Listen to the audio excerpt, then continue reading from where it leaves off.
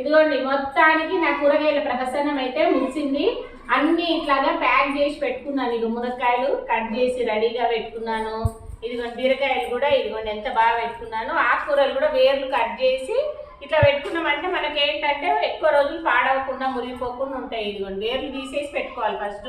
ఇంకా నేనైతే ఇవన్నీ ఇట్లా ఫుడ్ గ్రేడ్ కవర్స్లో ప్యాక్ చేసి ఫ్రిడ్జ్లో పెట్టుకుంటా స్టోరేజ్ చేసుకొని.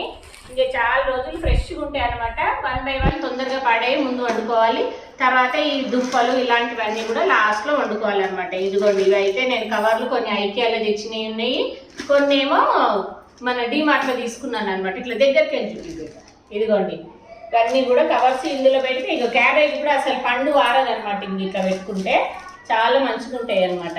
మీరు కూడా వీలైన వాళ్ళు ఇట్లాగా కవర్స్ తెచ్చుకొని ఇట్లా స్టోరేజ్ చేసి పెట్టుకుంటే మనకు వారం 10 రోజులైనా కూరగాయలు ఫ్రెష్గా ఉంటాయి. ఓకేనా? బాయ్ మరి.